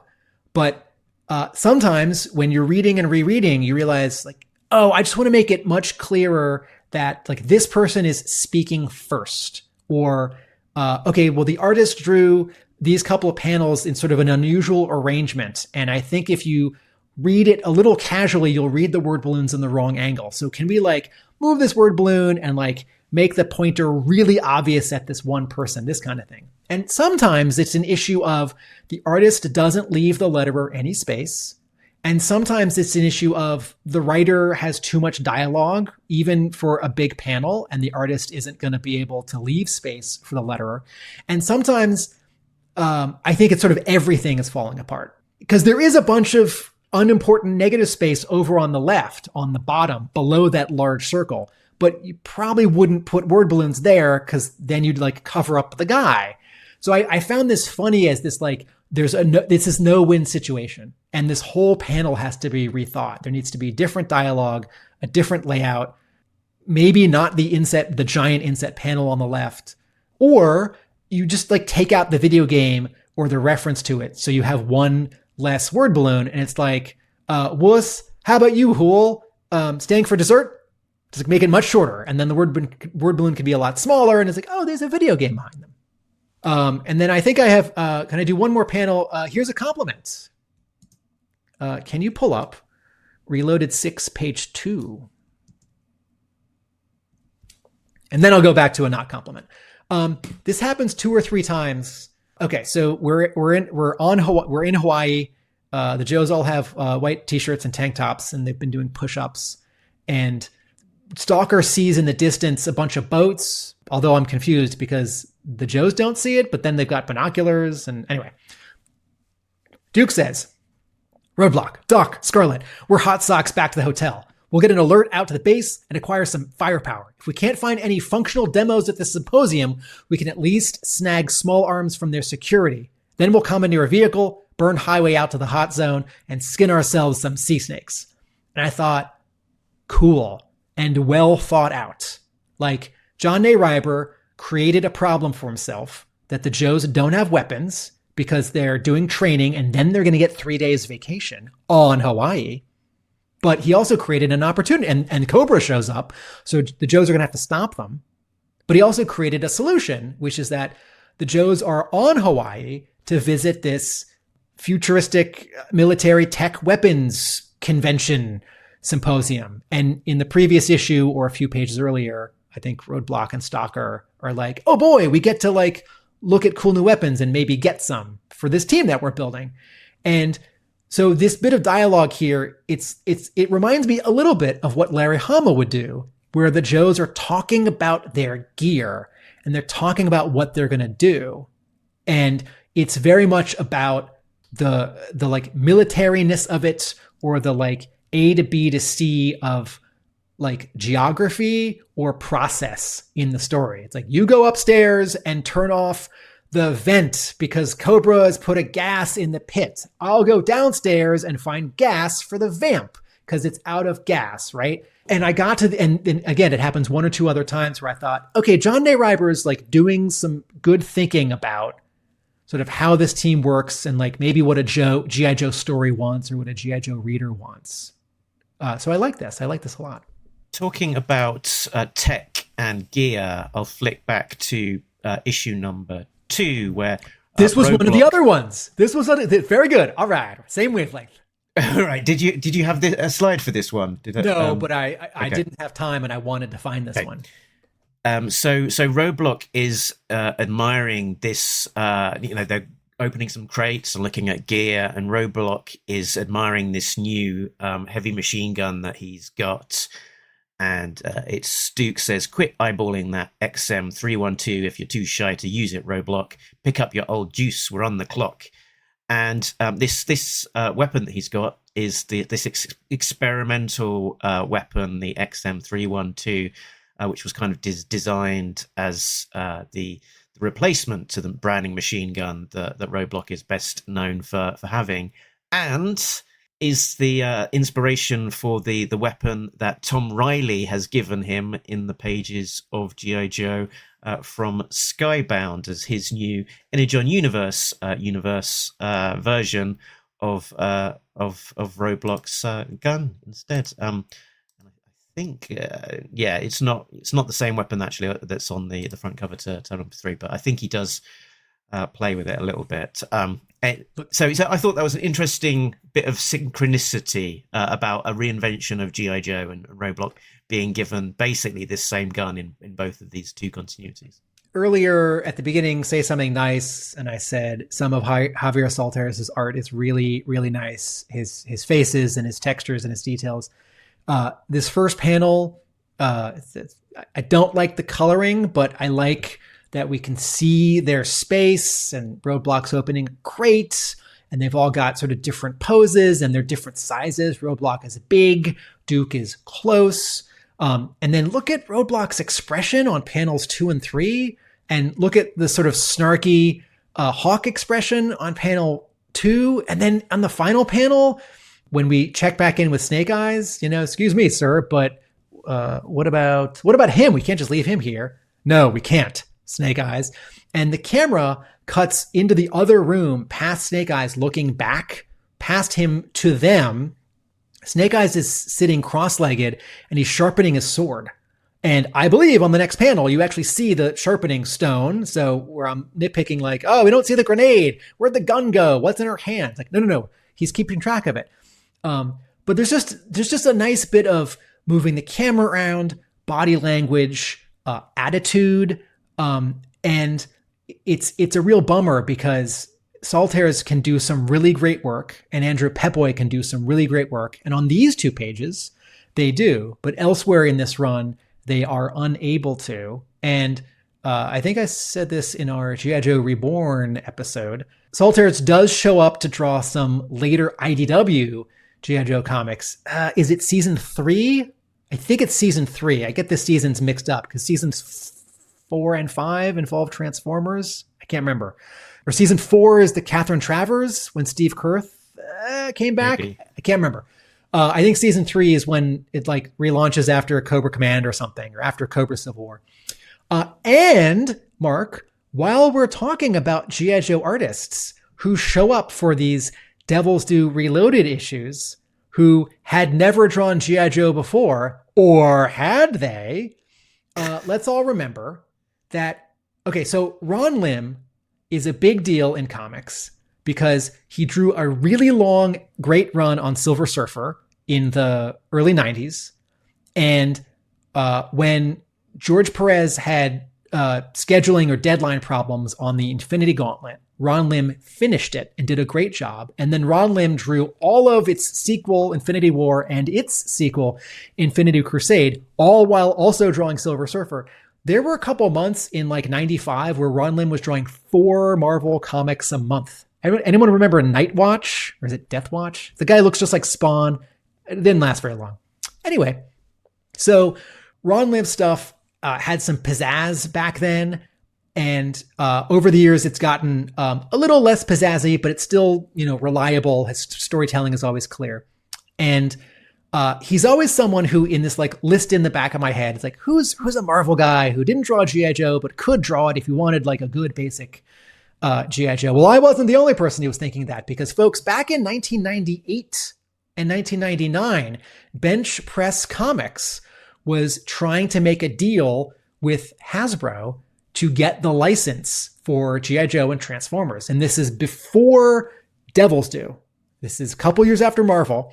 And they get Larry Hama on board for G.I. Joe. They get Simon Furman and Andrew Wildman on board for Transformers. And who was going to draw? Good timing on the slide, Mark. Who was going to pencil G.I. Joe? Ron Lim. And in fact, Larry Hama wrote a 4-page plot that Lim penciled and Harry Candelario inked. Hey, Harry Candelario, he just rebuilt my website. Literally, I'm not exaggerating. My website is inanimate.com and I had some problems, and Harry Candelario, who doesn't do comics anymore, he's a web guy. Anyway, so as part of this pitch Bench Press Comics, which was basically two guys and a small crew a little bit later on. They had these 4 pages of G.I. Joe, and Ron Lim penciled them. But they were never published. Like, they were sent to, the listserv or the news group, and they've been living on yojo.com ever since. And so it was both sad that right at the beginning of this exciting new continuity, they have to pull in like a second and a third artist to help with deadlines. And it's Ron Lim who's probably rushing. That's a bummer.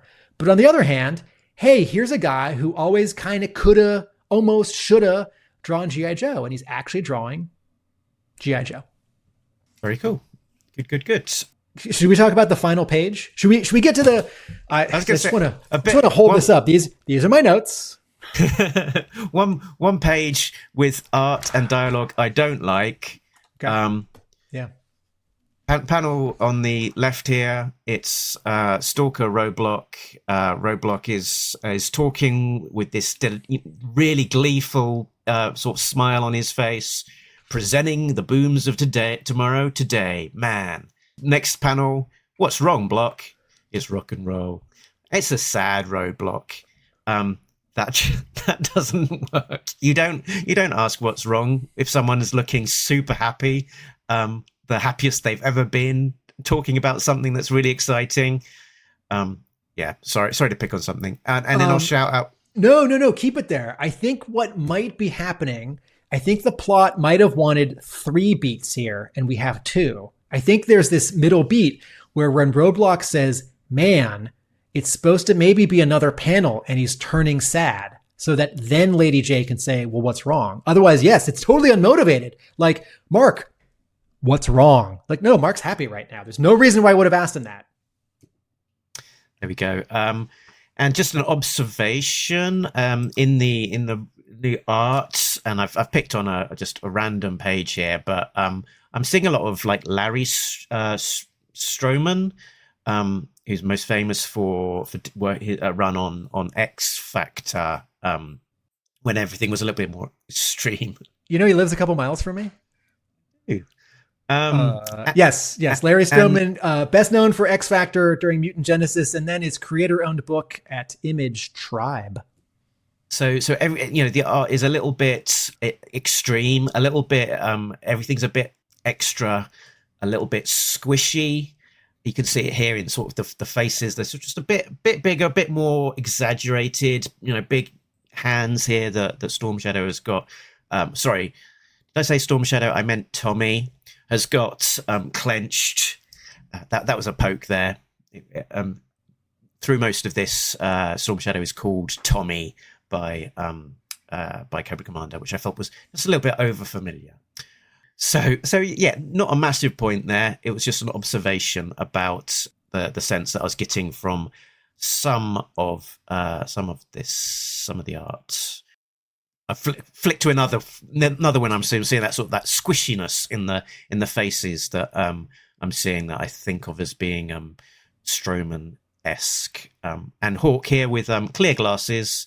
A couple of pages earlier, sunglasses. But maybe they're reactive lenses. I think Doc threw a flashbang grenade at him, and the lenses switched. Something interesting happens. This is neither good nor bad. This is just interesting. Maybe it's good. In issue, where's my note? In issue 5, we start to get references to a different origin for Snake Eyes and Storm Shadow.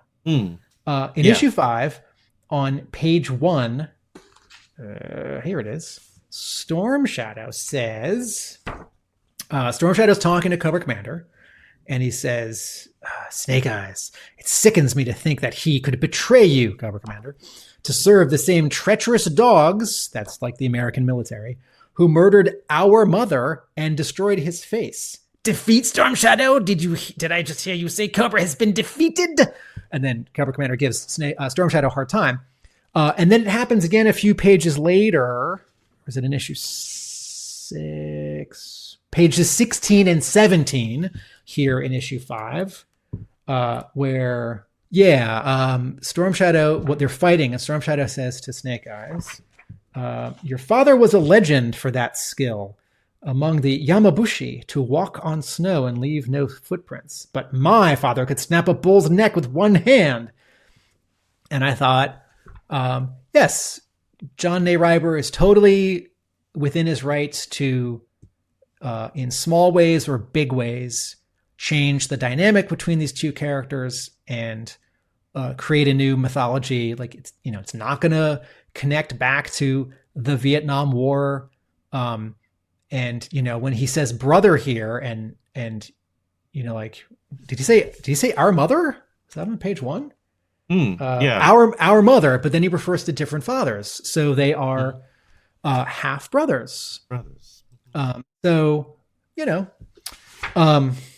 there was one more, I think one more page that you'd highlighted. That would yes. Is it the final page of this entire 6-issue run? Oh, is it? Yeah. I'm just going to talk through this for a second. Close-up panel of Snake Eyes snapping the bonds that connect his wrist to his ankles because he's tied up and he's in a helicopter. And now, small panel, he's got his hands in front of his knees, whereas his hands were tied behind.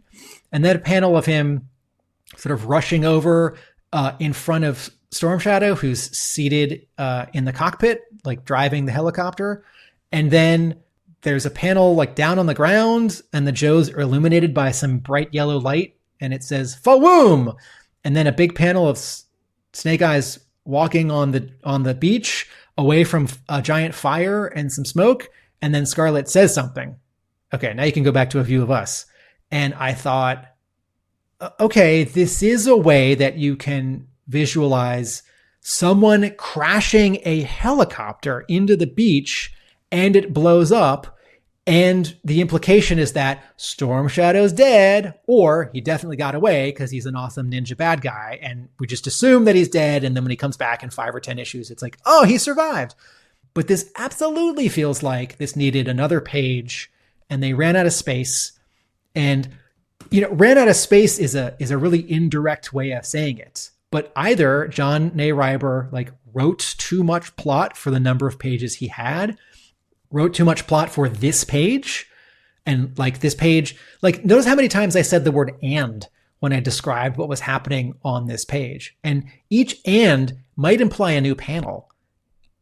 And I don't have to see the helicopter crash. And we did see the helicopter previously, so it's not like it hasn't been established. But for such a big moment, their duel in the desert, an issue or two before, this backstory that they seem to have. Also, even in this new continuity, you just bring to it as a reader the weight of all of their years of, comic book continuity from the other universe. But I don't see any part of the helicopter in that big fire in the background. I don't see helicopter parts. And it doesn't have to be a 2-page splash. Boom. It doesn't have to be a 1-page splash. I don't think it wants to be a small panel. I think maybe a regular size panel, a quarter of a page or a sixth of a page. But this does feel like John Ney Reiber didn't give himself space to write it. Or is this Ron Lim? Who is this? Issue 6. Yep. It's at the bottom of my pile. It's Javier Salters. Yep. Or Javier Salters, didn't give him. There is no space. It's impossible to show as many things as this page, I think, really wants to show. And this has happened on some previous pages, but this is the final page of the issue and the final page of the arc. So, not a good ending. And they may have also had time pressure as well, that it's easier to draw a guy and a cloud or plume of smoke rather than a big helicopter crash or wreckage and that kind of thing. So absolutely. So I'm not trying to pile on here, but Mark, when you got to this page, were you either confused or let down? Probably let down. Okay. Yeah. It felt, again, like you say, sort of missing a bit of clarity on the crash and how Snake Eyes got away. And this is a bit of a mirror to what happened earlier on in the series as well. I think it might be in issue 1 where Snake Eyes rescues the Joes by taking sort of grabbing Major Blood and taking off a transponder and throwing it away, and then a rocket flies in and blows up. And then in the confusion, somehow Storm Shadow is able to sort of swoop down and pick up Major Blood. And a lot of that kind of happens off panel. And it's like, yeah, that sequence just didn't seem to work. So this is what page. I can pull it up. Okay. This scene is confusing because even though if you go back like another page or two before, you've got him hiding on the top of the helicopter. There are two different helicopters, and they do look different. And one is facing left, and the other's facing right, and yet still, I can't quite follow it. So Snake Eyes is on top of a helicopter. The Joe team are sort of on the ground. He sees another helicopter coming down, firing a rocket. He realizes somehow that Major Blood has got a transponder on him, which is guiding that missile towards him. So he jumps down, grabs Major Blood, slices off his vest, and throws it away. That then follows the vest and away from the rest of the Joes, so it blows up harmlessly. But then the same helicopter flies down and somehow grabs Major Blood. It feels like there's a moment that is missing, because just grabbing someone off of the ground from a helicopter feels like a complicated thing to do. Can you go back 2 pages? Oh, wait, are they in the helicopter or are they next to the Next to the helicopter. Yeah. Okay, so I just couldn't follow this top panel. So this is Snake Eyes jumping into the middle of all the Joes, surprising them, and grabbing Major Blood. And then in the next 3 panels, he's running away with them. And I like that bit of dialogue where Duke says, Cobra, right? Duke thinks it's a Cobra, that a Cobra's come in to rescue another Cobra. But like these poses are so awkward, and the sort of, there's a little bit of a left to right happening here on that first panel. But here's the one where Flint appears as well. Right. Yes, it's Stalker with his complexion incorrect. Yeah. And now Mark is adding a goatee so that we know that it's Stalker. You know what I was also thinking? In our episode about G.I. Joe Reborn, you put on screen a couple pencil sketches by Blaylock and Tim Seeley, and it was costume designs. Yeah. And I don't think that those costume designs are necessarily weak. And I don't actually think that, remember like 2 of them were like really sketchy and like sort of not like fully drawn. I don't think that makes a big difference, but I do think that symbolically, I keep looking for a symbol, like what represents, what panel or what bit of dialogue or what decision going into Reborn and Reloaded represents symbolically it faltering, or the like beginning of a cascade of negatives. And compare the Tom Riley costume designs for the Energon universe, where it's that same pose over and over, front and back. I guess this drawing is sort of tighter, this drawing of Stalker that you just put up on screen, which definitely looks like Blaylock. And, you know, like that Stalker here looks like he's in like a New York street gang. Like he looks like he's in a 70s blaxploitation movie. He's got a long leather jacket and a beret and twin pistols and maybe leather pants. I can't tell. And then like a necklace and a turtleneck. Like his style here looks like it belongs to a certain era. This isn't Los Angeles, right? This isn't Hawaii. This isn't Alaska. This is New York or Detroit or Philly. Like awesome. But I sort of wondered, like, are these sort of, were some of the other character designs that were a little sketchy? I don't know. Maybe I'm just not remembering them fairly. Maybe they are plenty tight. But I do think, going back to this other topic that you and I had in terms of designs and visuals, that better color for this arc, because everything is really, really rendered. There are lots of light sources. Doesn't matter what time of day, if someone's inside or outside.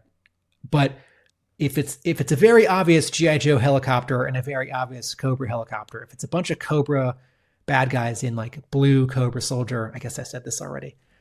I just need stormtroopers, man. It's very clearly bad guys. And I'm going to look over my notes to see if I have anything really interesting left to say, but I feel like we're wrapping up now.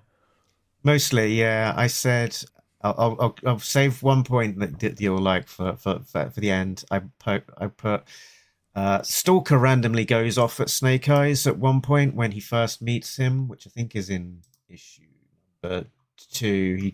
He's sort of like, who's this guy? It's like, you left me behind. And then he goes, and then he pokes him in the chest, and he goes, "Oh yeah, he's reminding me that actually I told him to leave me behind." It was weird. He sort of swing. Here he goes. He goes, wait a minute, Snake Eyes. Did you just address homeboy here as Snake Eyes? I knew a man called Snake Eyes. Brother left me in a hellhole in Uzbekistan. That rings a bell with you, Snake Eyes. Shellshock's prison. You left me to rot. And then he swings at him. 18 months. Maybe doesn't sound like much here outside, but in that hellhole, being locked in the dark in the stinking cage with the best of it, and Snake Eyes pokes him, and then he's like, "Oh yeah, actually, I told him to go." It's like, what? What is the point of that? And I think I remember that bit making me angry at the time, and it made me angry again, and it's making me angry now. Yeah. So there was that. And then on Rock and Roll's mission, where he's diving off on his solo mission, accompanied by Snake Eyes, and that whole mission was just a little bit odd. It felt like Firefly was single-handedly holding a whole nation to hostage, then blows up his bombs, and then the Saudi Arabia decides to pay the ransom anyway, and then Rock and Roll just randomly arrives and beats him up, and then wins. It was a little bit of a strange and felt unnecessary mission, but I had an I Spy, so let's play the button. I spy with my little eye. I spy that Rock and Roll and Snake Eyes have borrowed Batman's rebreather from his utility belt. I looked up online what an actual rebreather looks like, and it is this massive bit of kit. So in terms of like trying to ground, if you're saying Reloaded is going to be a more grounded, grown-up version of G.I. Joe, I don't think that's it. They go, oh yeah, there's that gadget that Batman's got in the animated series. That's really cool. Let's just give them that. So there's that.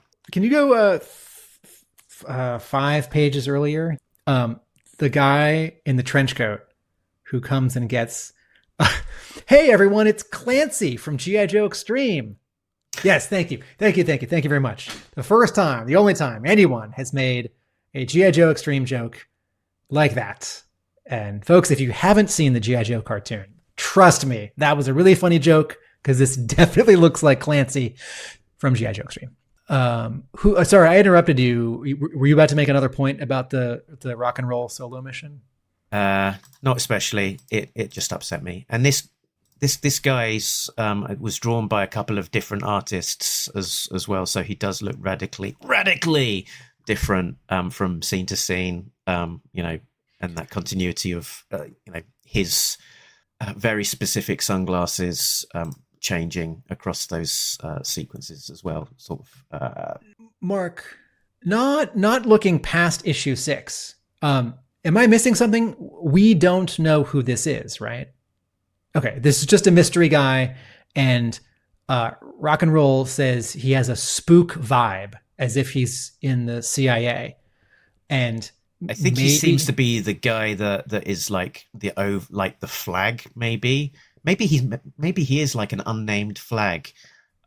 He sort of seems to be the guy behind Hawk, sort of pulling the strings, getting their funding. Yeah, because Hawk has said it's okay, he can stay in jail because when he needs to get out, he'll get out. And doesn't Cobra Commander make a reference? Like, oh, Hawk's got someone or some entity above him or behind him. Yeah.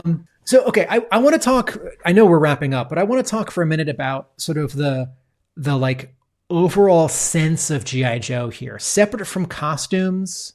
I guess the closest comparison, and I don't think it's a very good comparison, and I haven't read the first story arc in IDW's Origins in a long time, but Larry Hama wrote that story arc, which was mostly drawn by Mike Hawthorne, right? Back in 2008. And it's like an origin for the Pit and like a villain who's not Cobra Commander, but is like an adversary for G.I. Joe, before G.I. Joe's really had any missions.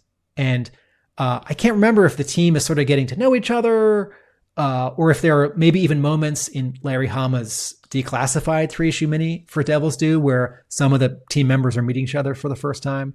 And again, these three stories don't actually compare. But what's really different in this first Reloaded arc is that some of the Joes have a history, right? Like Beachhead has it out for Lady J because previously she washed out of his training. And Stalker has it out for Snake Eyes, but not really. They were in prison together in the 6-page prologue. And Roadblock and Rock and Roll meet for the first time when they're both going undercover, but they immediately have a bond and they're going to be buddies. But I was thinking, sort of reading this, what is my sense of them as a team? And it's so early and it's only starting to coalesce because I don't think they even refer to themselves as, like, G.I. Joe is sort of an indirect reference one time, I think, whereas Cobra has a name and has a logo, although there is a different version of it on Cobra Commander's shoulder at one point. It's more like a snake that's coiled. But it's part of the sort of different or disorienting feeling here is that the Joes aren't always in their costumes. Their costumes don't feel like costumes. They keep sort of being one step behind, like, oh, the drone's heading out. We got to meet up with the other guys. It's like, we got to split up. You go up the mountain. We'll go up the mountain. We got to split up. You go down the alley. We'll go to the alley. We're in jail. Like, we're going to Hawaii. Okay. One of us gets sent away. I don't know about Snake Eyes. And so, I'm not saying good or bad. I'm just sort of observing. There's this feeling that it's almost like this is a prologue story and they're going to be a team after this arc where they'll have a headquarters that we sort of get to see, and maybe it has a name, and they'll have sort of more familiarity with each other. I mean, in that lineup of sort of characters liking or not liking each other, Scarlet likes Doc. Doc doesn't like Beachhead, but also helps Beachhead when he's shot. And so I'll just file this under interesting and sort of not a G.I. Joe that I'm familiar with, where they're a team, but they're barely a team.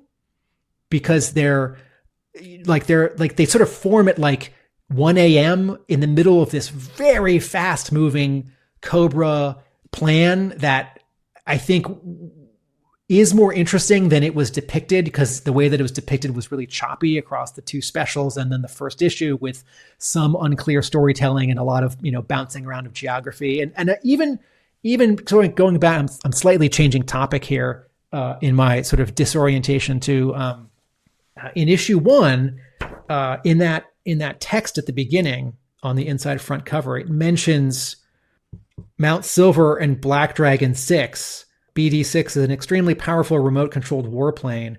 And I sort of, do you have this second page of the first issue? And the splash page of the jet. Yeah. And what was the name of the militia from the special that, so in the same way that G.I. Joe, I'll talk about this page in a minute and then I'll be done. In the same way that G.I. Joe is sort of formed and not formed, sort of defined and yet still not. Cobra is much more defined, and the like thing where Destro is sort of in and sort of out, and he likes Baroness, and Cobra Commander has some characters that are more loyal, and you get the feeling that like Major Blood is more. Also, what happened to the Major Blood subplot? Weren't his boats going somewhere? That continues. Yeah, okay, they've invaded this Hawaiian island, and okay, that's continuing into issue 7. But you made the point about the militia that was invented in G.I. Joe Reborn #1, and I thought that was interesting that they're sort of gathering together these different militias and bringing them under the Cobra umbrella, and that was quite an interesting idea, which goes nowhere and is forgotten about. Yeah, and I feel like if there was, one bit of dialogue and one panel in issue 1 or 2, and then another one in issue like 5 or 6 or 4 or 5, where Major Blood or Cobra Commander or someone, one of these unnamed bad guys with a ponytail, sort of makes the point that like, well, some of my guys aren't getting along with the others, or like, well, I'm Squad 6 and we're going to meet up with like Squad Black Diamond. They're from the West Virginia militia and we're from the Pennsylvania. Where Cobra Commander is like gives a speech. It's like, I've brought you all together, even though you've been different. And I feel like there's a thing that's missing, which just goes back to my criticism that there are too many elements, characters, locations, and MacGuffins across these 8 issues. And some of them get dropped. Some of them, I guess, will come back next issue, and that's totally fine. Some of them do happen, but they get rushed, like Snake Eyes doing this suicide thing on the helicopter on the final 2 pages of issue 6.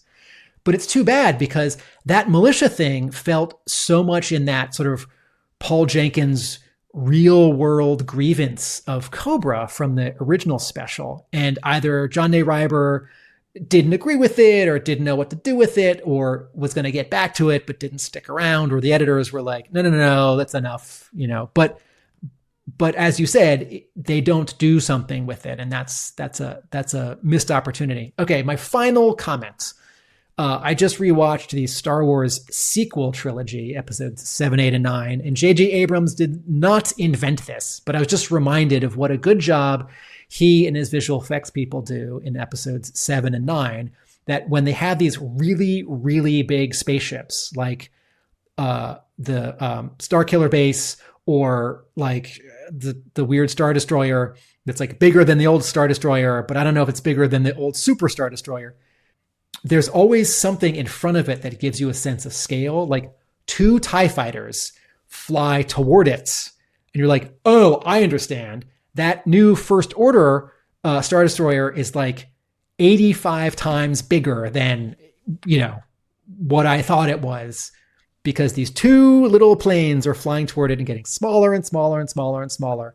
Oh, it's in front of a planet. Okay, now I understand. And this is a thing that you have a little less of in some older sci-fi movies, because overlapping, whether literally in one shot or just on screen at the same time but not touching various elements, was like one extra step in your optical printing pass. And I sure wish, if you go back to that, like they've talked about how scary and powerful this Black Dragon 6 is. And this page, man, and this is the 2nd page of issue 1. I turned the page and I just shrugged my shoulders. Like, well, if this was a Night Raven, at least some of the readers would say, cool, I had that toy, or cool, my older cousin had that toy, but I'm new to G.I. Joe. But this is a thing that I didn't get a good look at the end of the G.I. Joe special. And I don't have a thing in front of it to show me that it's really, really big or really, really small. So it's a real missed opportunity for an entire page, which is a lot of real estate. Yeah. And I mean, it's when they had it before at the end of the G.I. Joe special, it was not very well drawn and it was a bit confusing. And it's a sort of a standard sort of black jet thing. It's not got any particular distinguishing features. It looks a bit, it's not even got, you can't see like any ordnance on it. There's nothing to give it scale. There's no reaction. It's a bit boring, isn't it? As a splash page. And as you say, page 2 of the entire first issue, it's not it's not giving you a wow factor, despite perhaps that being the intention. That it's like, wow, there's the weapon that we've been talking about. Isn't it amazing?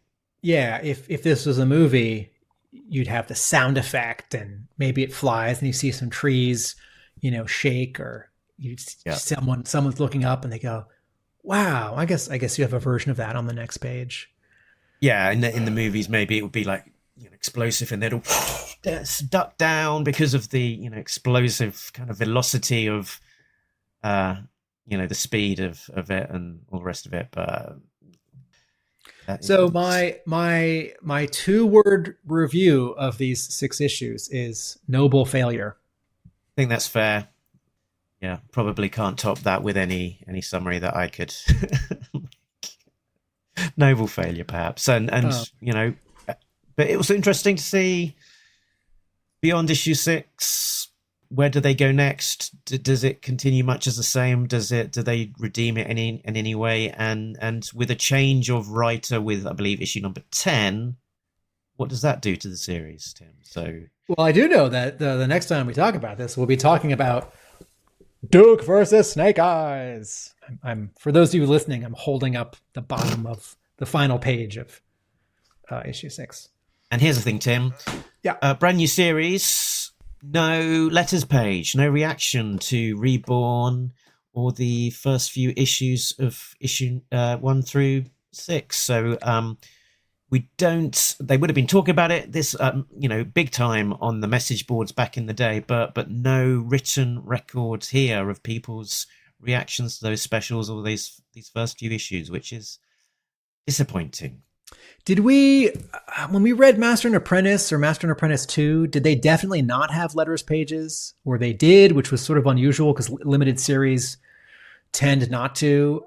It's funny, in a way, I'm not surprised that this series doesn't have a letters page. And I think this sort of subtle thing that there isn't a credited editor, I don't say that as a criticism. I just mean like, I'm trying to find symbolism here. Like someone's definitely in charge, but I think on the one hand, I think Devil's Due is spread a little thin at this point. They've got the Voltron license, and they've got the a G.I. Joe crossover, and they're doing right here. It is. Here's an ad for the second G.I. Joe Transformers crossover. Oh, and they're doing the Aftermath universe. Doesn't that get advertised in the final 2 issues? Right. This like superhero sci-fi universe with 4 new series written by like Marv Wolfman and Joe Casey and someone else, Ron Mars. And that doesn't last very long. So I think there's a bubble bursting in 0405. Yeah. And Devil's Due was riding high in 2001, and they've expanded, and the market actually doesn't want 3 or 4 G.I. Joe comics in a month at this point. Yeah, and also I think sort of editorially, I think it's probably a little bit of the time where there's a gap between Mark Powers coming on and then subsequently Mike O'Sullivan. And I did actually get in contact with Mark Powers recently, and I mentioned that we'd be talking about this book, and his recollection was that he wasn't really around when it was initially launched, but he generally enjoyed what the creative team did on the book. So I think some of this launch that probably, while editorial was possibly being stretched a little bit thin, and before they've kind of shaped up with a beefed up editorial presence, perhaps. And Micronauts and Street Fighter. Devil's Due, and Army of Darkness and Dragonlance. I think Dragonlance was through the Dobble Brothers, but at this point in 2004, Devil's Due has 4 or 5 licenses, and still is trying to get back to its homegrown stuff. And they're doing like 2 to 6 conventions every spring and summer, and it's just a lot to get through. So there we go. We will be covering probably G.I. Joe Reloaded 7 through 9, I guess, as our next episode, filling out the Ney Reiber run. And then I think we'll do a third part, which is 10 through 14, the Chuck Dixon era of that. So when we've got an off week, when we're not talking about the latest comics coming out, then we'll record something for that, and our Patreon members will be the first people to see that, as they were the first people for this episode. I imagine I don't know the timing of when we'll put this out, but I imagine they will have seen it a little bit in advance. So if you want to be like the cool kids, visit patreon.com/talkingjoe. And big thanks to Richard, Sam, Shane, Simon, Chris, Joe, Craig D, Shane V2. This version, I don't know. He's wearing sunglasses, probably. Infinite Entertainment, Patrick, Gary V, Coldroff, and B. They are getting early access to content and some exclusive bits here and there. If you are new to Talking Joe, you can find us talkingjoe.co.uk. That points us to all the places that we can be found. Make sure that you have liked and subscribed over on YouTube, and why not get involved in the Facebook group where you can see the latest news and get involved in the discussion around these episodes. Tim, where can you be found when you're not talking to me about G.I. Joe? YouTube channel, that's Atomic Abe, video essays on television and film. Comic book store, Hub Comics, just outside of Boston. And I write about G.I. Joe at my blog, arealamericanbook.com. Very good. And after all of this thoughtful discussion of the Reloaded continuity, any final thoughts to just leave us with as we wrap up? Yes, in issue 3, page 2, panel 2, I'm reminded when this guard says, "Nobody beats Talking Joe, an international podcast." Laters!